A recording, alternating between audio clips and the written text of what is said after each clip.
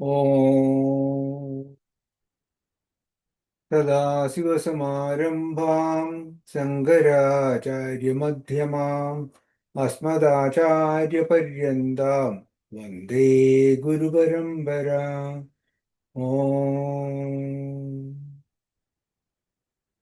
ഇന്ന് നമുക്ക് നമ്മുടെ സനാതനധർമ്മത്തിന്റെ അടിസ്ഥാന ഗ്രന്ഥങ്ങൾ എന്തൊക്കെയാണ് എന്നൊന്ന് ചുരുക്കത്തിൽ നോക്കാം. മറ്റ് മതങ്ങളുടെ എല്ലാം അടിസ്ഥാന ഗ്രന്ഥങ്ങൾ എന്താണെന്ന് ചോദിച്ചാൽ എല്ലാവർക്കും അറിയാം. ക്രിസ്ത്യൻസിന് ബൈബിളുണ്ട്, മുസ്ലിംസിന് ഖുറാനുണ്ട്, ആർക്കും എല്ലാവർക്കും അറിയാവുന്നതാണത്. എന്നാൽ നമുക്ക് ഹിന്ദു മതത്തിന് അഥവാ സനാതന ധർമ്മത്തിന്റെ ഗ്രന്ഥങ്ങൾ എന്താണെന്ന് ചോദിച്ചാൽ എത്ര പേർക്ക് അറിയാം? അപ്പോൾ അതിനെക്കുറിച്ച് നമുക്കൊന്ന് ചിന്തിക്കാം. ആദ്യമായി എന്താണ് സനാതന ധർമ്മം, അല്ലെങ്കിൽ ഇപ്പോഴത്തെ ഭാഷയിൽ പറഞ്ഞാൽ ഹിന്ദു ധർമ്മം? വളരെ ചുരുക്കി പറയുകയാണെങ്കിൽ 4 പുരുഷാർത്ഥങ്ങളെക്കുറിച്ചും അവ നേടാൻ സ്വീകരിക്കേണ്ട ജീവിത രീതികളെക്കുറിച്ചും സാധനകളെക്കുറിച്ചും, അതായത് അതിനായിട്ടുള്ള മാർഗങ്ങളെക്കുറിച്ചും പ്രതിപാദിക്കുന്ന ശാസ്ത്ര സംഹിതയാണ് സനാതനധർമ്മം. 4 പുരുഷാർത്ഥങ്ങൾ നമുക്കറിയാം: ധർമാർത്ഥ കാമ മോക്ഷം. ഈ 4 പുരുഷാർത്ഥങ്ങളും അവ നേടാൻ വേണ്ട ജീവിതചര്യകളും സാധനകളും, പിന്നെ അതിനു വേണ്ട കർമ്മ അനുഷ്ഠാനങ്ങളും, ഇതൊക്കെ വിവരിക്കുന്ന ഒരു ശാസ്ത്ര സംഹിതയാണ് സനാതനധർമ്മം. ഈ സാധനകളെക്കുറിച്ചും പുരുഷാർത്ഥങ്ങളെക്കുറിച്ചും ഒക്കെ നമ്മൾ തത്വബോധം എന്ന പ്രകടന ഗ്രന്ഥത്തിന്റെ സീരീസ് ഓഫ് ലെക്ചേഴ്സ് ഉണ്ടായിരുന്നു. അതിൽ ഇതെല്ലാം വിസ്തരിച്ചതാണ്. പക്ഷെ അവിടെ നമ്മൾ ഈ ശാസ്ത്രങ്ങളെക്കുറിച്ചൊന്നും പറഞ്ഞിട്ടില്ല. അതുകൊണ്ട് നമുക്ക് ഇപ്പോൾ ഈ ശാസ്ത്രങ്ങളെക്കുറിച്ചും അതിൻ്റെ ഘടനയെക്കുറിച്ചും മാത്രമാണ് ഈ ഒരു സെഷനിൽ പറയാൻ ഉദ്ദേശിക്കുന്നത്. നമ്മുടെ എല്ലാ ആധികാര ഗ്രന്ഥങ്ങളെയും പൊതുവായി ശാസ്ത്രം എന്നാണ് പറയുന്നത്. അപ്പോൾ എന്താണ് ശാസ്ത്രം എന്ന് പറയുന്നത്? സസ് എന്ന ധാതുവിൽ നിന്ന് ഉണ്ടായതാണ് ശാസ്ത്രം എന്ന വാക്ക്. ഇതിന് 2 അർത്ഥങ്ങളാണ് ഉള്ളത്. ഒന്ന് ശാസിക്കുക, അല്ലെങ്കിൽ കമാൻഡ് ചെയ്യുക. 2 പഠിപ്പിക്കുക, ടീച്ച് ചെയ്യുക. അതായത് തുടക്കത്തിൽ മനുഷ്യനെ ശാസിക്കുകയും, അതായത് എന്ത് ചെയ്യണം എന്ത് ചെയ്യരുത് എന്നുള്ള നിർദ്ദേശങ്ങൾ കൊടുക്കുക, പിന്നീട് അവനെ കാര്യങ്ങൾ പഠിപ്പിക്കുകയും ചെയ്യുന്ന ഗ്രന്ഥങ്ങളാണ് ശാസ്ത്രം. ഇങ്ങനെ ശാസിക്കുന്നതിലൂടെയും പഠിപ്പിക്കുന്നതിലൂടെയും മനുഷ്യനെ അവന്റെ എല്ലാ പ്രശ്നങ്ങളിൽ നിന്നും ഇത് രക്ഷിക്കുന്നു. ശാസിക്കുകയും പഠിപ്പിക്കുകയും അതുവഴി മനുഷ്യരാശിയെ രക്ഷിക്കുകയും ചെയ്യുന്നത് കൊണ്ടാണ് ഇതിനെ ശാസ്ത്രം എന്ന് വിളിക്കുന്നത്. ഈ വിപുലമായ ശാസ്ത്ര സാഹിത്യത്തെ, ശാസ്ത്ര സംഹിതയെ 7 തലങ്ങളായി തിരിക്കാം. വേദങ്ങൾ, സൂത്രങ്ങൾ, പുരാണങ്ങൾ, ഇതിഹാസങ്ങൾ, ഭാഷ്യം, പ്രകരണ ഗ്രന്ഥങ്ങൾ, ഇങ്ങനെ 7 തലങ്ങളിൽ കാണാം. ഇതിൽ വേദങ്ങളിൽ തന്നെ അതിൻ്റെ പഠനവും പ്രയോഗവും സുഗമമാക്കാനായിട്ട് 6 വേദാംഗങ്ങൾ, 4 ഉപാംഗങ്ങൾ, 4 ഉപവേദങ്ങൾ എന്നീ അനുബന്ധ ശാസ്ത്രങ്ങൾ കൂടിയുണ്ട്. അതുകൂടാതെ ഈ ഭാരതീയ ചിന്താധാരയിലെ 12 ദർശനങ്ങൾ വേറെയുമുണ്ട്. അത് ദർശനങ്ങൾ ശാസ്ത്രമായിട്ടല്ല, ഈ ശാസ്ത്രങ്ങളെ എങ്ങനെയാണ് ഓരോ വിഭാഗം ആൾക്കാരും കാണുന്നത്, എങ്ങനെയാണ് അതിനെ അനലൈസ് ചെയ്യുന്നത്, എങ്ങനെയാണ് അതിനെ ഇന്റർപ്രറ്റ് ചെയ്യുന്നത് എന്നുള്ളതനുസരിച്ചിട്ടാണ് ഈ 12 ദർശനങ്ങൾ. ഇതെല്ലാം കൂടെ നമുക്കൊരു ക്ലാസ്സിൽ അല്ലെങ്കിൽ ഒരു സെഷനിൽ ചെയ്യാൻ പറ്റില്ല. അതുകൊണ്ട് ഓരോന്നോരോന്നായി നമുക്ക് ഓരോ സെഷനായിട്ട് എടുക്കാം. ആദ്യമായിട്ട് നമുക്ക് ഈ 7 തലങ്ങൾ എന്തൊക്കെയാണെന്നുള്ളതെന്ന് നോക്കാം. അതിനുശേഷം അടുത്ത ക്ലാസ്സിൽ നമുക്ക് വേദങ്ങളെക്കുറിച്ച് പഠിക്കാം. അതിനുശേഷം വേദാംഗങ്ങളും ഉപാംഗങ്ങളും ഉപവേദങ്ങളും ഒക്കെ എന്താണെന്ന് ഒന്ന് ബ്രീഫായിട്ട് കാണാം. അവസാനമായിട്ട് ഈ ദർശനങ്ങളുടെ ഇതും കാണാം. അങ്ങനെ പല സെഷനായിട്ടാണ് ഇവിടെ ഉദ്ദേശിച്ചിരിക്കുന്നത്. അപ്പോൾ ആദ്യം വേദങ്ങൾ എന്താണ്? വേദങ്ങളെ ശ്രുതി എന്നും പറയും. ഏറ്റവും പ്രധാനപ്പെട്ടതും ആദ്യ തലത്തിലുള്ളതുമായ, അതായത് ടോപ്പ് മോസ്റ്റ് ലെയർ ആയിട്ടുള്ള ശാസ്ത്ര ഗ്രന്ഥമാണ് വേദങ്ങൾ. 20,000-ത്തിലധികം മന്ത്രങ്ങൾ അടങ്ങിയ അതിവിപുലമായ ഒരു സാഹിത്യ ശേഖരമാണിത്. മുഴുവൻ വേദസാഹിത്യത്തെയും ഋഗ്വേദം, യജുർവേദം, സാമവേദം, അഥർവവേദം എന്നിങ്ങനെ 4ആയി തിരിച്ചിട്ടുണ്ട്. ഈ വേദങ്ങൾ മനുഷ്യർ നിർമ്മിച്ചതല്ല, എന്ന് പറഞ്ഞാൽ മനുഷ്യരാരും എഴുതിയതല്ല, മറിച്ച് ഈശ്വരനിൽ നിന്നുള്ള നേരിട്ടുള്ള വെളിപാടുകളായിട്ടാണ് കണക്കാക്കപ്പെടുന്നത്. റെവലേഷൻസ് ആണ്. ഭഗവാൻ നേരിട്ട് വന്ന് മനുഷ്യർക്ക് വേദങ്ങളെ പറഞ്ഞു കൊടുക്കുകയില്ല, പകരം ഋഷിമാർ എന്ന മാധ്യമത്തിലൂടെയാണ് ഇത് ലോകത്തിന് വെളിപ്പെടുത്തി കൊടുക്കുന്നത്. അതായത് വേദമന്ത്രങ്ങൾ നമ്മളിലേക്ക് എത്തിച്ചേരാനുള്ള ഒരു പൈപ്പ് ലൈൻ അഥവാ ഒരു ഇന്റർമീഡിയറി ആണ് ഋഷിമാർ.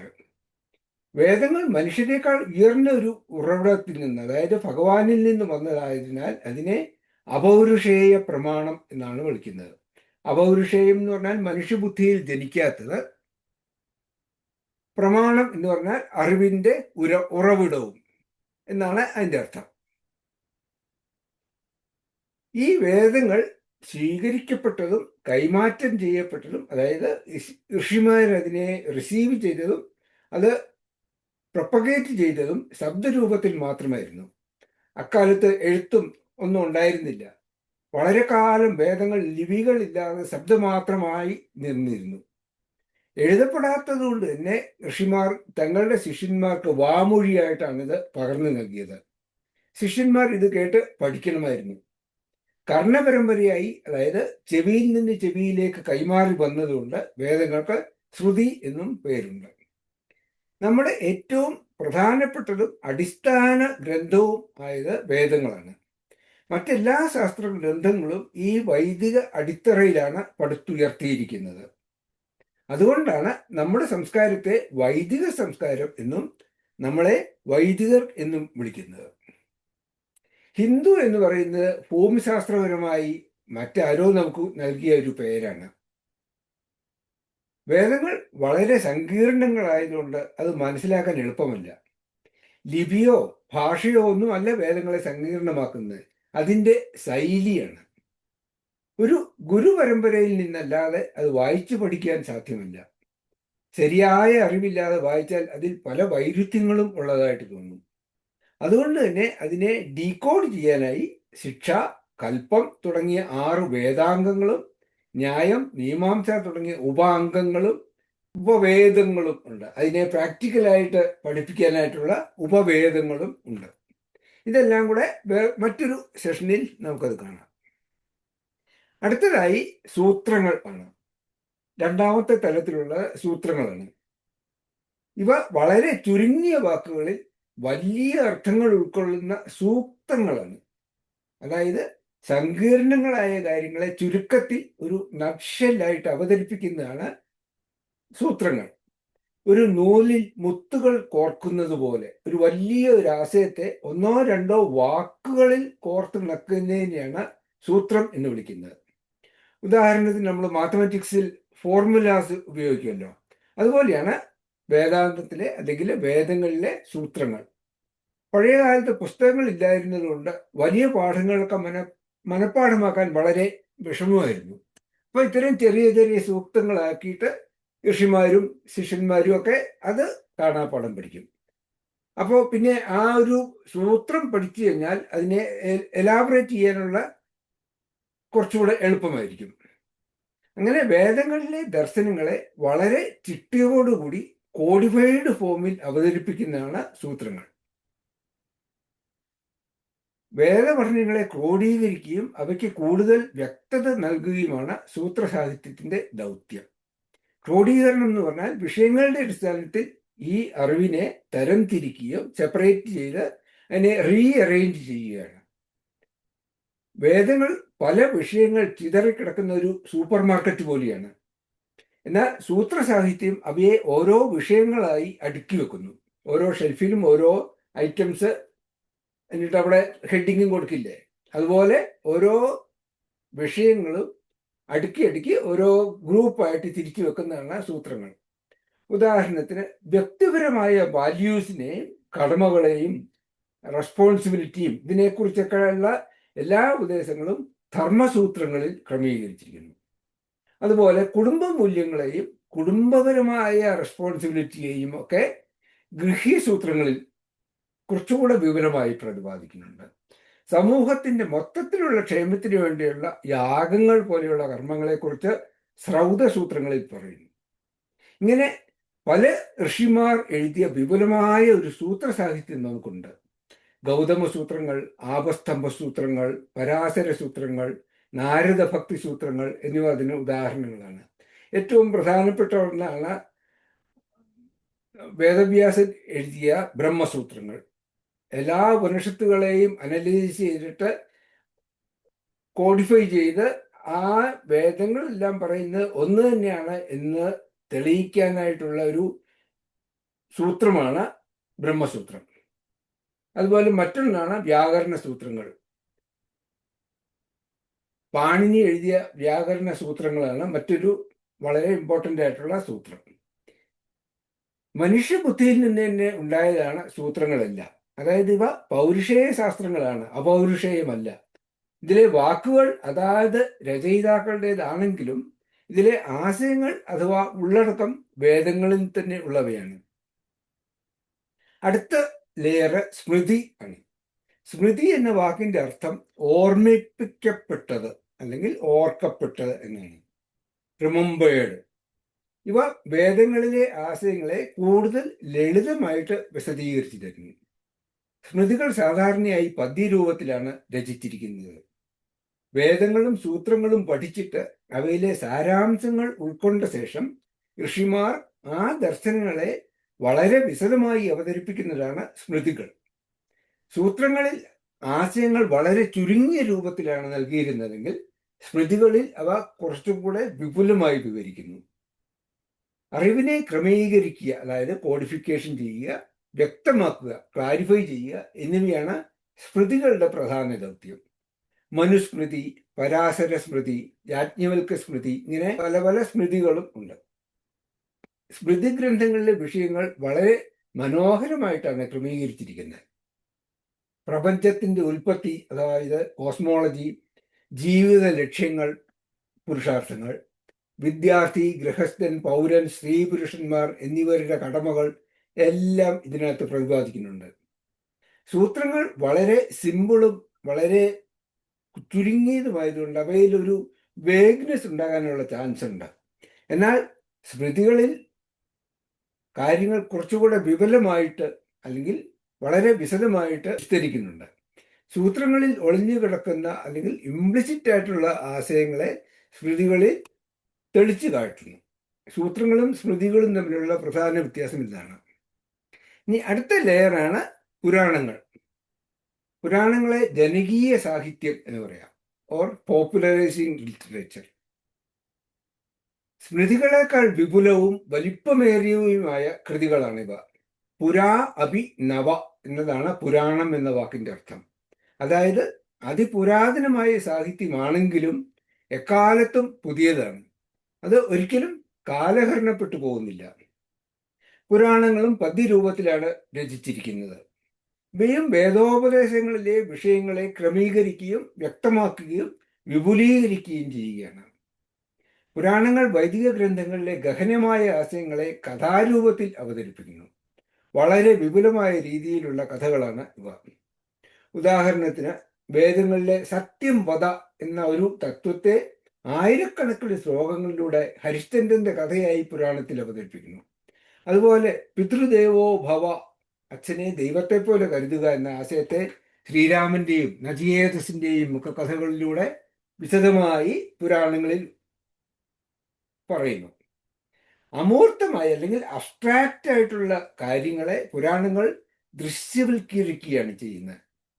അതായത് ഒരു ഓഡിയോ ഫയലിനെ ഓഡിയോ വിഷ്വൽ അല്ലെങ്കിൽ വീഡിയോ ഫയലാക്കി മാറ്റുന്നത് പോലെയാണ് പുരാണങ്ങൾ വേദങ്ങളെ വിശദീകരിക്കുന്നത്. വളരെ ഗഹനമായ ആശയങ്ങളും ജീവജാലങ്ങളുടെയൊക്കെ രൂപത്തിൽ പ്രതീകാത്മകമായി അവതരിപ്പിക്കുകയാണ് പുരാണങ്ങൾ ചെയ്യുന്നത്. ഭാഗവത പുരാണത്തിൽ കാണാം, കാമം, ക്രോധം, അഹങ്കാരം എന്നിവയെല്ലാം രാക്ഷസന്മാരായിട്ട്, അതായത് ആശയങ്ങളുടെ മാനുഷിക രൂപങ്ങളാക്കി മാറ്റുകയാണ്. പ്രതീകാത്മകമായ ഒരു ഭാഷയാണ്, സിംബോളിക് ലാംഗ്വേജാണ് പുരാണങ്ങൾ ഉപയോഗിക്കുന്നത്. ആ കഥകളുടെയൊക്കെ പുറകിലും ഓരോ വൈദിക തത്വങ്ങൾ ഉണ്ട്. ആ തത്വങ്ങൾ നമ്മൾ മനസ്സിലാക്കണം. ഇത്തരത്തിൽ അമൂർത്തമായ കാര്യങ്ങളെ ദൃശ്യവൽക്കരിച്ചും പ്രതീകങ്ങളിലൂടെ അവതരിപ്പിച്ചും, അതായത് സിംബോളൈസേഷൻ, ഗുണങ്ങളെ വ്യക്തിരൂപങ്ങളാക്കിയും, അതായത് പേഴ്സോണിഫിക്കേഷൻ, ഓരോ ആശയങ്ങളെ പേഴ്സോണിഫിക്കേഷൻ ചെയ്ത് ആശയങ്ങളെ മാഗ്നിഫൈ ചെയ്ത് പുരാണങ്ങൾ വൈദിക ഉപദേശങ്ങളെ അവതരിപ്പിക്കുന്നു. ഈ ഉപദേശങ്ങൾ നമ്മുടെ മനസ്സിൽ ആഴത്തിൽ പതിയാൻ വേണ്ടിയാണ് ഇങ്ങനെയൊക്കെ ചെയ്യുന്നത്. ഇനി അടുത്ത 5ാമത്തെ ലെയറാണ് ഇതിഹാസങ്ങൾ. ഇവ അർത്ഥചരിത്ര ഗ്രന്ഥങ്ങൾ എന്ന് പറയാം. സെമി ഹിസ്റ്റോറിക്കൽ ലിറ്ററേച്ചറാണ്. ശാസ്ത്ര സാഹിത്യത്തിലെ 5ാമത്തെ തലമാണ് ഇത്. ചരിത്രപരമായ പശ്ചാത്തലമുള്ള സാഹിത്യ കൃതികളാണിവ. നടന്ന സംഭവങ്ങളെ ആസ്പദമാക്കിയാണ് ഇതിഹാസങ്ങൾ പൊതുവെ എഴുതിയിരിക്കുന്നത്. ആസ എന്ന വാക്കിൽ നിന്നാണ് ഇതിഹാസം എന്ന പദമുണ്ടായത്. അതായത് ഇതുപോലെ തീർച്ചയായും സംഭവിച്ചു എന്നാണ് ഇതിന്റെ അർത്ഥം. പുരാണ കഥകളിൽ പലതും യഥാർത്ഥ സംഭവങ്ങളാണെന്ന് കരുതപ്പെടുന്നത് പോലെ തന്നെ ഇതിഹാസങ്ങളും യഥാർത്ഥ ചരിത്രത്തെ അടിസ്ഥാനമാക്കിയുള്ളതാണ്. ഇതിഹാസങ്ങളും പദ്യരൂപത്തിലാണ് രചിച്ചിരിക്കുന്നത്.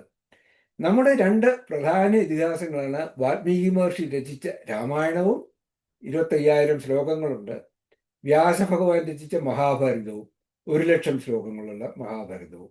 ഇതാണ് 2 വലിയ ഇതിഹാസങ്ങൾ. അടുത്തത് ഭാഷ്യങ്ങൾ ആണ്. മേൽപ്പറഞ്ഞ എല്ലാ ഗ്രന്ഥങ്ങൾക്കും തന്നെ സംസ്കൃതത്തിൽ എഴുതപ്പെട്ട വ്യാഖ്യാനങ്ങളാണ് ഇവ. വേദങ്ങൾക്കും സൂത്രങ്ങൾക്കും ഇതിഹാസങ്ങൾക്കും എല്ലാം ഭാഷ്യങ്ങളുണ്ട്. കൂടാതെ ഈ ഭാഷ്യങ്ങൾക്ക് സബ് കമന്ററീസും, ഭാഷ്യങ്ങൾ എന്ന് പറഞ്ഞാൽ കമന്ററി എന്ന് പറയാം, അതിന് സബ് കമന്ററീസും അവയ്ക്ക് വീണ്ടും സബ് കമന്ററീസും, അങ്ങനെ 10,000-കണക്കിന് ലിറ്ററേച്ചർ നമ്മുടെ ഈ വേദങ്ങൾക്ക് സപ്പോർട്ടിംഗ് ആയിട്ട് തന്നെയുണ്ട്.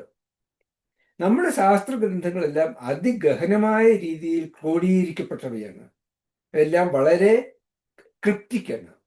അതുകൊണ്ട് സാധാരണക്കാർക്ക് അവ നേരിട്ട് മനസ്സിലാക്കാൻ പ്രയാസമാണ്. അതുകൊണ്ട് ശരിയായ രീതിയിൽ തുറന്നു കാണിക്കണം, അതായത് അൺലോക്ക് ചെയ്യാൻ ഉള്ള താക്കോലിനെയാണ് സമ്പ്രദായം എന്ന് പറയുന്നത്. അതായത് ഈ അറിവ് കൈമാറുന്ന പരമ്പരാഗതമായ രീതി. വെറും ഒരു സംസ്കൃത ഡിക്ഷണറി നോക്കി ഈ ഗ്രന്ഥങ്ങളുടെ യഥാർത്ഥ അർത്ഥം കണ്ടെത്താൻ പറ്റില്ല. സംസ്കൃതത്തിൽ PhD ഉള്ളവർക്ക് പോലും ഇതിൻ്റെ എന്താണ് വേദങ്ങളിൽ പറയുന്നതെന്ന് ശരിയായിട്ടുള്ള ഒരു ആശയം കിട്ടില്ല. അതുകൊണ്ടാണ് ഈ വെസ്റ്റേണേഴ്സ് അല്ലെങ്കിൽ പാശ്ചാത്യ വിദ്യാഭ്യാസം ലഭിച്ച ഭാരതീയരും ഒക്കെ എഴുതിയ വെറും ട്രാൻസ്ലേഷൻസ് നമ്മളാരും ശുപാർശ ചെയ്യാറില്ല. നമ്മുടെ പരമ്പരാഗത ആചാര്യന്മാർ സമ്പ്രദായം ഉപയോഗിച്ച് രചിച്ച ഭാഷ്യഗ്രന്ഥങ്ങളും വ്യാഖ്യാന ഗ്രന്ഥങ്ങളും ഗദ്യരൂപത്തിലോ പദ്യരൂപത്തിലോ ഒക്കെ ധാരാളം അവൈലബിൾ ആണ് ഇപ്പോൾ.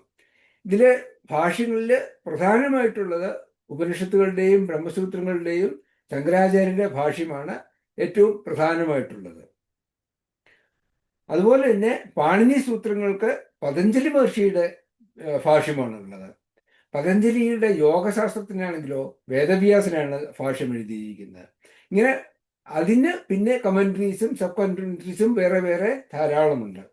ഈ ഭാഷ്യമാണ് 6ാമത്തെ തലം. അടുത്തതായി പ്രകരണ ഗ്രന്ഥങ്ങൾ എന്ന് പറയുന്നു. അതായത് തത്വം അസി, അത് അല്ലെങ്കിൽ നീ അന്വേഷിക്കുന്ന പരമാത്മാവ് അല്ലെങ്കിൽ മോക്ഷം, പൂർണ്ണത്വം നീ തന്നെയാണ് എന്നതാണ് വേദങ്ങളിൽ കൂടെ നൽകുന്ന പരമമായ ആത്മജ്ഞാനം. ഇതിനെയാണ് മഹാവാക്യങ്ങൾ എന്ന് പറയുന്നത്. ഈ മഹാവാക്യങ്ങൾ 3 പദങ്ങൾ ചേർന്നതാണ്. തത് അതായത് ദൈവം അല്ലെങ്കിൽ ബ്രഹ്മൻ, ത്വം എന്ന് പറഞ്ഞാൽ ജീവൻ, അതായത് നമ്മളൊക്കെ തന്നെ, അസി രണ്ടും ഒന്ന് തന്നെയാണ് എന്ന സമവാക്യം. ഈ 3 പദങ്ങളിൽ ഏതെങ്കിലും ഒന്നിനെയോ അല്ലെങ്കിൽ എല്ലാത്തിനെയും കൂടിയോ വളരെ സരളമായ ഭാഷയിൽ പ്രായോഗികമായ ഉദാഹരണങ്ങളോടുകൂടി വിശദീകരിക്കാനായി ആചാര്യന്മാർ രചിച്ചിരിക്കുന്ന ഗ്രന്ഥങ്ങളാണ് പ്രകരണ ഗ്രന്ഥങ്ങൾ. ഈ 3 വാക്കുകൾ എന്ന് പറഞ്ഞു കഴിഞ്ഞാൽ നമ്മൾ മറ്റൊരു വിധത്തിൽ പറഞ്ഞാൽ ജീവനും പ്രപഞ്ചവും ഈശ്വരനും, ജീവൻ, ജഗത്, ഈശ്വരൻ, ഈ 3 ഇതിനെയും എന്താണ് ബന്ധനം, എന്താണ് സംസാരം, എന്താണ് ദുഃഖം എന്നുള്ളതും എന്താണ് മോക്ഷം എന്നുള്ളതും ഇതിനെ എല്ലാം വളരെ സരളമായി വിശദീകരിക്കാൻ വേണ്ടിയിട്ട് ആചാര്യന്മാർ എഴുതിയിരിക്കുന്ന ഗ്രന്ഥങ്ങളാണ് പ്രകരണ ഗ്രന്ഥങ്ങൾ. വേദാന്തത്തിലെ എല്ലാ കാര്യങ്ങളും പറയുന്നതിന് വരും ഒരു പ്രത്യേക വിഷയമോ അല്ലെങ്കിൽ അതിൻ്റെ ടെർമിനോളജീസോ ടെക്നിക്കൽ ടേംസും ഒക്കെ വിശദീകരിക്കാൻ വേണ്ടിയാണ് ഇവ രചിക്കപ്പെടുന്നത്. വേദാന്ത പഠനം തുടങ്ങുന്നവർക്ക് ഒരു ഗൈഡ് അല്ലെങ്കിൽ ഒരു ഹാൻഡ് ബുക്ക് പോലെയാണ് ഈ പ്രകരണ ഗ്രന്ഥങ്ങൾ പ്രവർത്തിക്കുന്നത്. തത്വബോധം, ആത്മബോധം, വിവേക ചൂടാമണി, ദൃഗ്ദൃശ്യ വിവേകം, പഞ്ചദശി തുടങ്ങി അനേകം പ്രകരണ ഗ്രന്ഥങ്ങളുണ്ട്. ശങ്കരാചാര്യർ തന്നെ വളരെയധികം പ്രകരണ ഗ്രന്ഥങ്ങൾ എഴുതിയിട്ടുണ്ട്. ഇവയാണ് നമ്മുടെ ഗ്രന്ഥശേഖരം. ഇവയിൽ ഉപനിഷത്തുകൾ, ഭഗവത്ഗീത എന്ന് പറയുന്ന സ്മൃതിയിൽ വരുന്നതാണ്. ഇതിഹാസത്തിലുള്ള ഒരു പാർട്ടാണെങ്കിലും ഉപനിഷത്തുകളുടെ ഒരു സമ്മറിയായി, ഒരു സ്മൃതിയായിട്ടാണ്, ഒരു ഇൻഡിവിജ്വൽ സ്റ്റാൻഡിങ് ഉണ്ട് ഭഗവത്ഗീതയ്ക്ക്. അപ്പോൾ ഉപനിഷത്തുകൾ ശ്രുതിയും ഭഗവത്ഗീത സ്മൃതിയും ബ്രഹ്മസൂത്രം ന്യായവുമാണ്. ശ്രുതി, സ്മൃതി, ന്യായം ഇത് മൂന്നും കൂടെ ചേർന്ന പ്രസ്ഥാനത്രയം ആണ് സനാതനധർമ്മത്തിന്റെ അടിസ്ഥാന ഗ്രന്ഥങ്ങളായി പറയുന്നത്. അപ്പോൾ ആരെങ്കിലും നമ്മളോട് ചോദിക്കുകയാണ് എന്താണ് സനാതനധർമ്മം, ഹിന്ദുധർമ്മത്തിന്റെ അടിസ്ഥാന ഗ്രന്ഥം എന്ന് ചോദിച്ചാൽ ഈ പ്രസ്ഥാനത്രയം എന്ന് പറയാം. ഇതില് മൂന്നും ഉൾക്കൊള്ളുന്നുണ്ട്. പിന്നെ ഇതിനെ എക്സ്പ്ലെയിൻ ചെയ്യുന്നതാണ് ഭാഷ്യങ്ങളൊക്കെ. അപ്പോൾ വേദങ്ങളുടെ സത്തയായ ഉപനിഷത്തുകളെ കുറച്ചുകൂടെ സിമ്പിളായി പറഞ്ഞിരിക്കുന്ന സ്മൃതിഗ്രന്ഥമായ ഭഗവത്ഗീത, ഉപനിഷത്തുകളെ എല്ലാം തന്നെ കോർത്തിണക്കിക്കൊണ്ട് അതിനെ ലോജിക്കലായി എക്സ്പ്ലെയിൻ ചെയ്യുന്ന ബ്രഹ്മസൂത്രം, ഇത് മൂന്നും കൂടെ ചേർന്ന പ്രസ്ഥാനത്രയമാണ് സനാതനധർമ്മത്തിന്റെ അടിസ്ഥാന ഗ്രന്ഥം. ഇനി നമുക്ക് അടുത്ത പാർട്ടില് വേദങ്ങളെക്കുറിച്ച് കുറച്ചുകൂടെ വിശദമായിട്ട് കാണാം. അതിനുശേഷം വേദാംഗങ്ങളും ഉപാംഗങ്ങളും ഒക്കെ ഒരു സെക്ഷനായിട്ട് കാണാം. പിന്നീട് നമുക്ക് ദർശനങ്ങളെ കുറിച്ച് കാണാം. ഓം പൂർണ്ണമദ പൂർണ്ണമിദം പൂർണ്ണാത് പൂർണ്ണമുദച്യതേ പൂർണ്ണസ്യ പൂർണ്ണമാദായ പൂർണ്ണമേവാവശിഷ്യതേ. ഓം ശാന്തി ശാന്തി ശാന്തി. ഹരി ഓം. ശ്രീ ഗുരുഭ്യോ നമഃ. ഹരി ഓം.